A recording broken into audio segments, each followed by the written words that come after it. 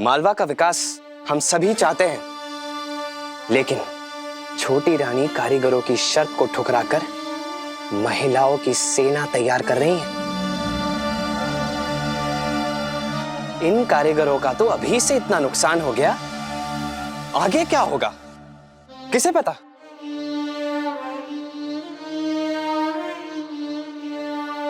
अहिल्या को सत्ता का नशा हो गया है। मल्हार सरकार को भी अपने इशारों पर चलाने लगी है वो आजकल। जो अधिकार मुझे मिलने चाहिए वो सब अहिल्या को मिल रहे हैं।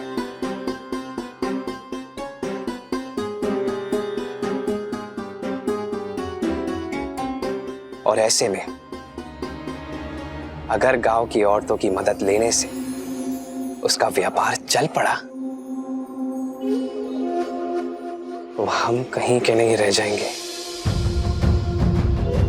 कोई बड़ी बात नहीं होगी सरपंच जी, यदि आपकी जगह आपकी पत्नी को सरपंच बना दिया जाए।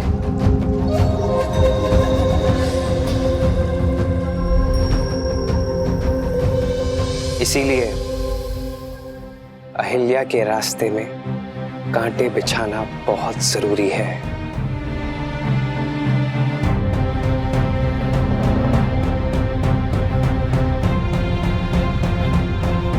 ऐसा ही होगा साहब, बिल्कुल ऐसा ही होगा। अब चाहे कुछ भी हो जाए, मैं छोटी रानी को आगे बढ़ने नहीं दूंगा, कभी नहीं।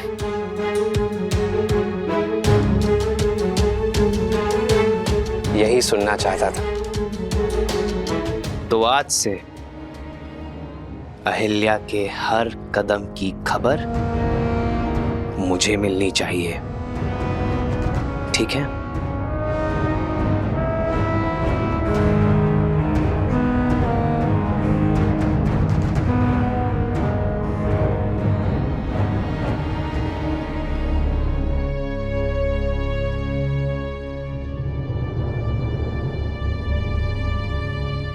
भाऊजी, मैं सारजा को उसके घर तक छोड़ आती हूँ।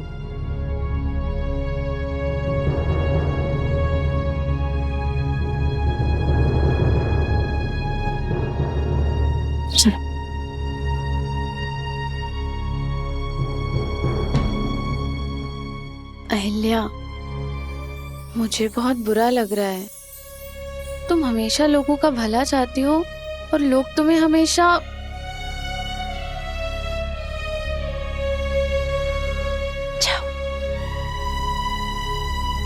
सारजा,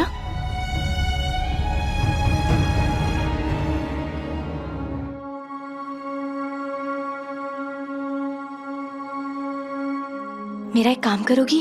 हाँ, बस ये समझ लेना कि मैंने जो सोचा है उसे रूप देने और आकार देने के लिए बस ये एक ही रास्ता है हमारे पास।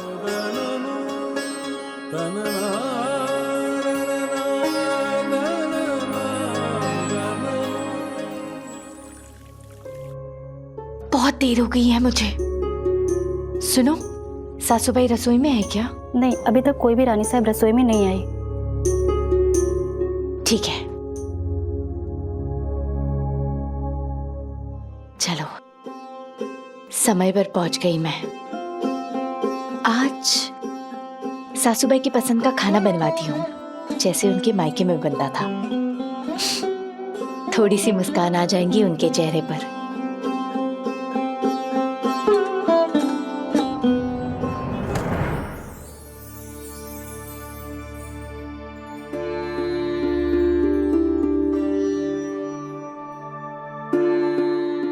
अब तो छोड़ दीजिए। तुम्हें संभालना अच्छा लगता है।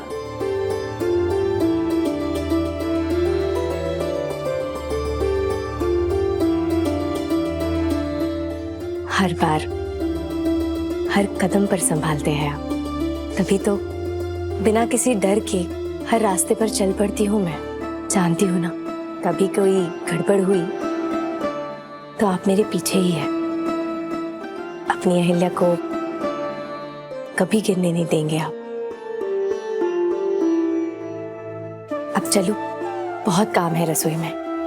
लेकिन जिस काम के लिए तुम गई थी उसका क्या हुआ? बहुत से दरवाजों पर खटखटाया, एक एक गृहिणी को समझाने की, मनाने की कोशिश की, लेकिन उन्होंने तो सुनना भी पसंद नहीं किया। फिर घर के पुरुष आ गए और उन्होंने भी साफ मना कर दिया। अब औरतें तो पति के खिलाफ जाने से रही। पढ़े लिखों से तो अनपढ़ ज्यादा समझदार है।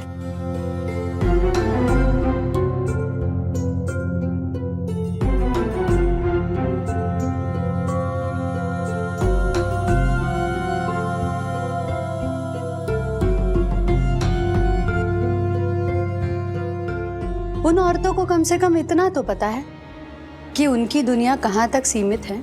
अपने पति की बात को आंखें मूंद कर मान लेने वाली औरतों की संख्या बहुत ज्यादा है।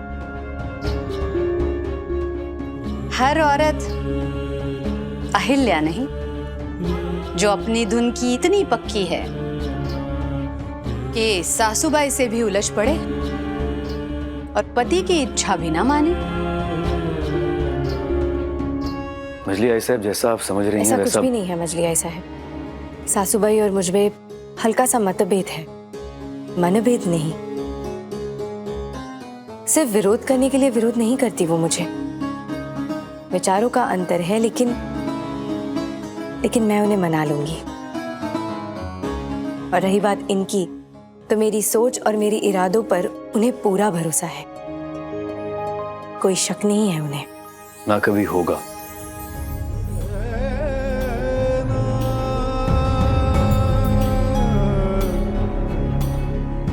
वाह, ये तो बहुत अच्छी बात है। पति को पत्नी पर भरोसा होना ही चाहिए, लेकिन किसी भी बात का हद से ज्यादा होना फायदे के बजाय नुकसान पहुंचा सकता है। बस इतना ध्यान में रख लीजिए।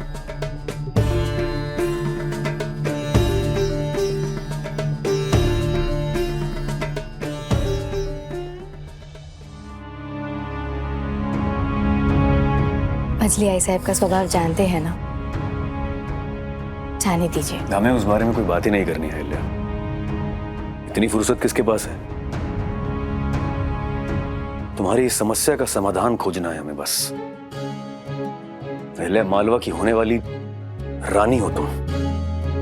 तुम्हारी बात किसी को अच्छी लगे या ना लगे, पसंद आए या ना आए, उन सबको तुम्हारा कहना मानना ही होगा। नहीं छोटे सुबेदार जी, ऐसे काम नहीं होंगे। अहिल्या, अगर ये लोग शराफत से बाहर नहीं निकलेंगे तो तलवार की नोक पर बाहर लेकर आएंगे हमें। नहीं छोटे सुबेदार जी, हमें जबरदस्ती नहीं करनी। हमें सबको साथ लेकर चलना होगा। ये सफर बहुत ही लंबा है, इसलिए एक दूसरे का सहयोग, एक दूसरे के प्रति सम्मान होना चाहिए, डर नहीं। लेकिन अहिल्या, जिस तरह के हालात तुम बता रही हो, तुम सबको राजी कैसे करोगी?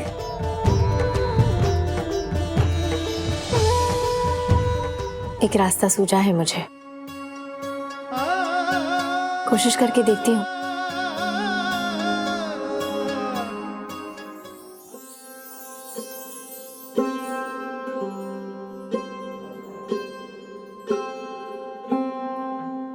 जब इंसान का मन बेचैन हो और वो काम करे, बात करे, तब भी उसकी बेचैनी झलकी जाती है।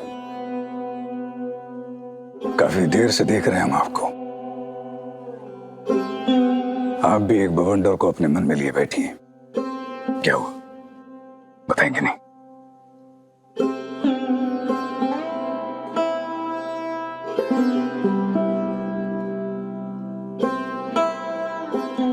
तुको जी से पता चला, आज गांव में फिर से अहिल्या के हाथ निराशा ही आई। इतनी सी बात? हाँ। आपने तो बेकार ही चिंता में डाल दिया था। ये इतनी सी बात नहीं है।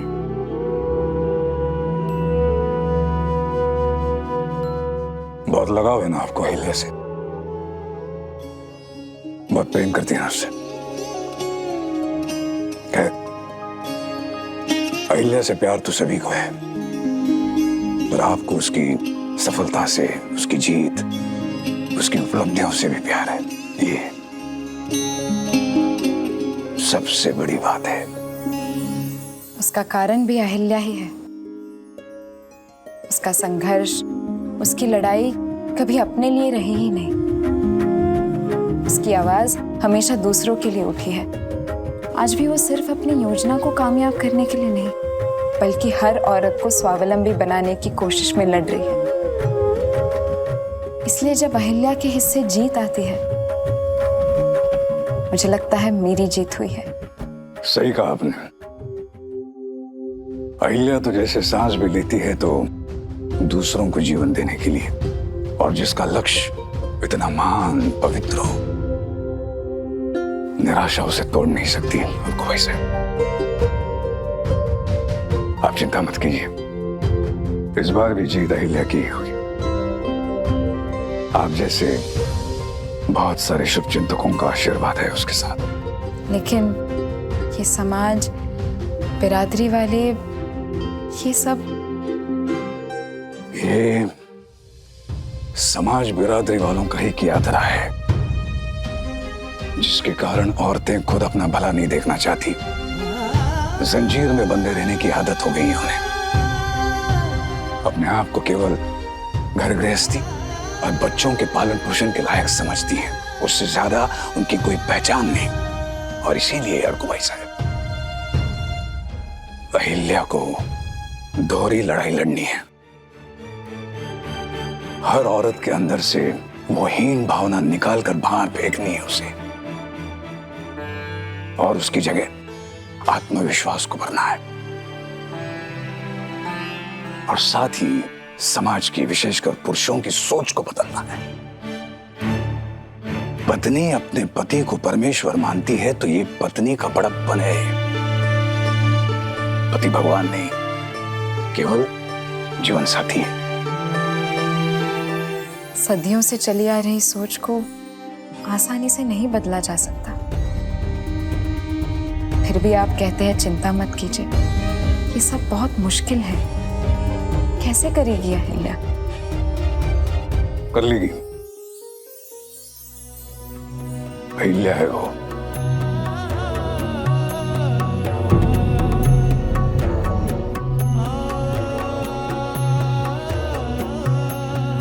समस्या को सामने दे, तुरंत उसका हल भी खोज लेगी। हमसे बात की है उसने, आगे क्या करना है, कैसे करना है, सभी सवालों के जवाब मिल गए अहिल्या को।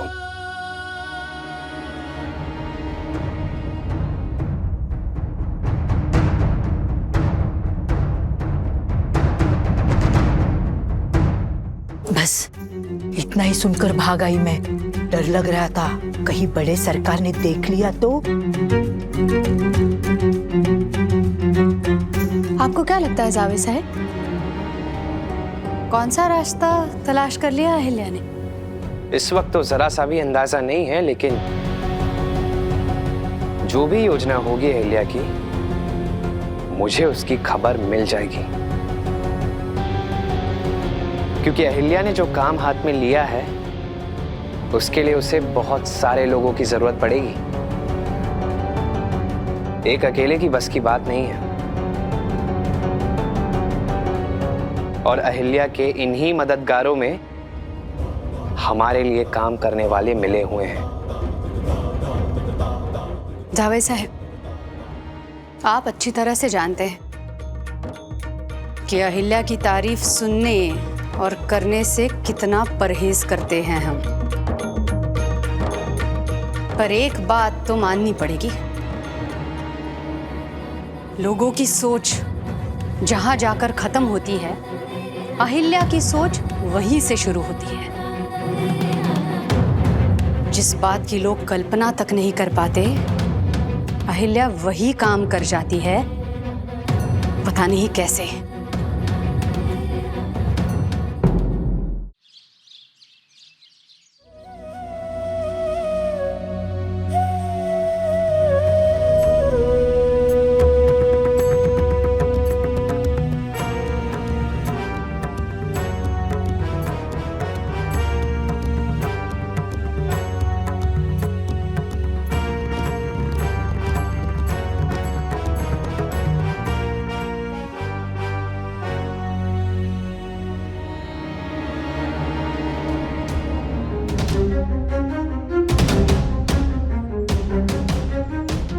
सुबह सुबह हमारे वाड़े की मंदिर में अभिषेक करने ये कौन आई है? सुनिए,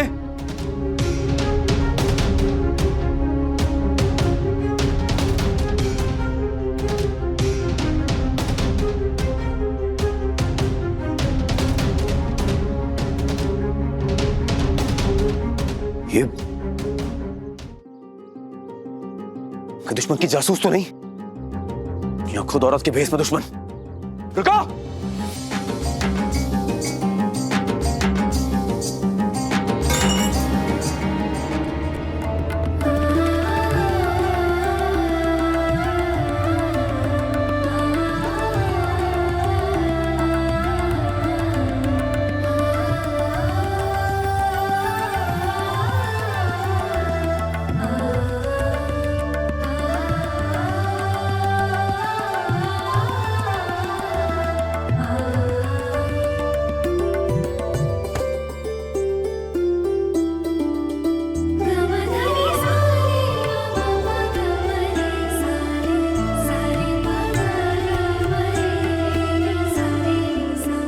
कल इतने विश्वास के साथ कहा था मैंने कि आप कभी मुझे गिरने नहीं देंगे।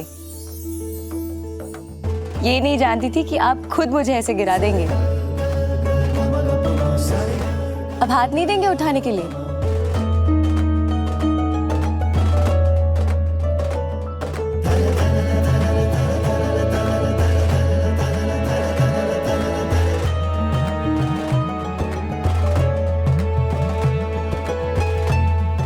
थोड़ी देर के लिए तुमने हमारे होशो हवास उड़ा दिए थे अहिल्या। तुम कितनी सुंदर हो वो तो हम जानते हैं, मगर इतनी सुंदर तुम आज से पहले कभी नहीं लगी। आज तुम्हारी चमक कुछ और ही है अहिल्या।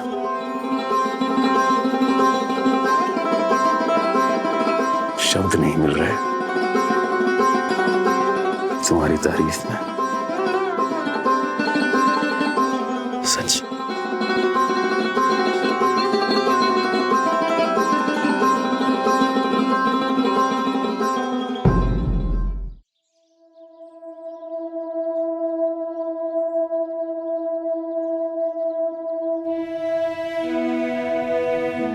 लेकिन ये सब क्या है?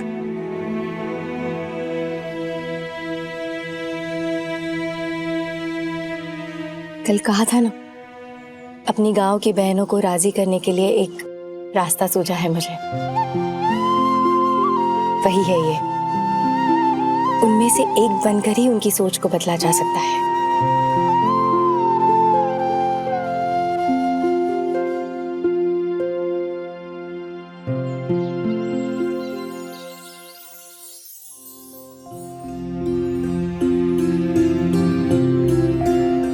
मौसी, कुछ और देर रुक जाओ ना। आज यहाँ पे पानी भरने मेरी एक नई सहेली आने वाली है। आप सबसे मिलवाऊंगी उसे। कोई नया परिवार आया है क्या गांव में? नहीं, परिवार तो पुराना है। आप सब जानती भी हैं उसे, पर जानती नहीं है। क्या मतलब है? कौन वो? साजा मेरे बारे में बात कर रही है मौसी।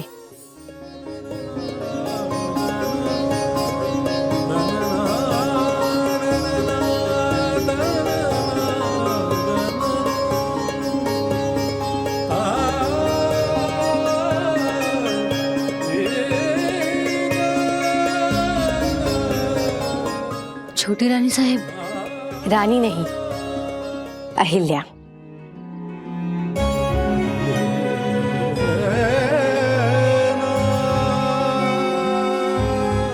क्या मैं यहाँ पानी भर सकती हूँ?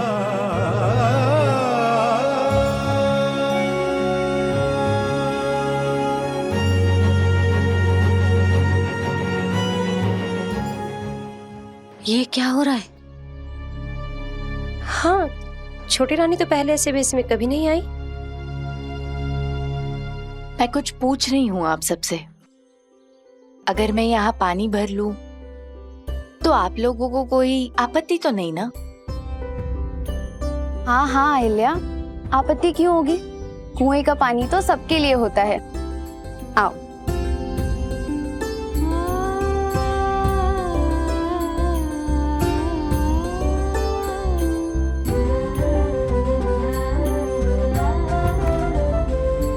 आप ये सब क्यों कर रही है छोटी रानी साहब?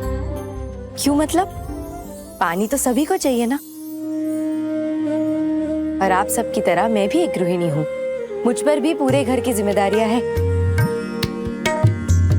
लेकिन महल में तो बहुत सारे सेवक हैं ना,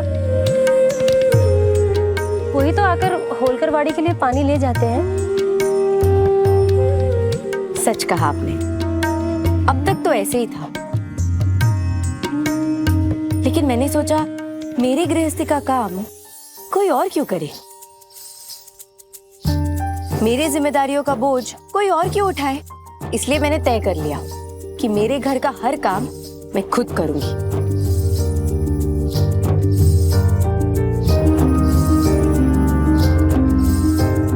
लाइए, मैं आपके लिए पानी भर देती हूँ। आप यही सोच रही है ना कि मुझे कुएं से पानी निकालना नहीं आता?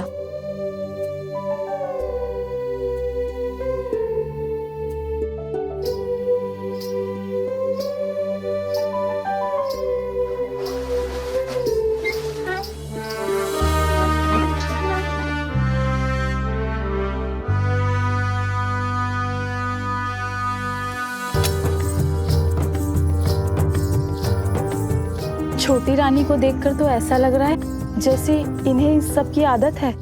हाँ,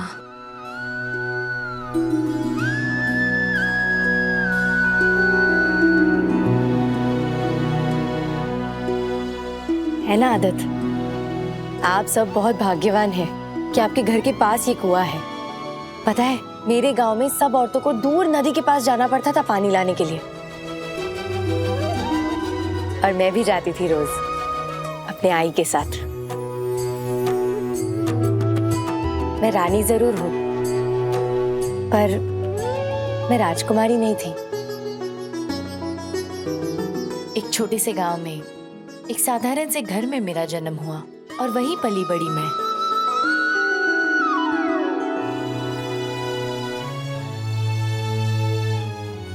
घर और जानवरों के लिए पानी लाना, भेड़ बकरी चराना, अपनी कपिला, मेरी गाय और उनके बच्चियों को चारा देना, जंगल से चूल्हे के लिए लकड़ी लाना, सब करती थी मैं। कभी किसी की भेड़ बकरी गुम हो जाए ना तो मुझे बताना, मैं झट से ढूंढ कर लाऊंगी। हाँ, मेरे गांव में ये काम मैं ही करती थी।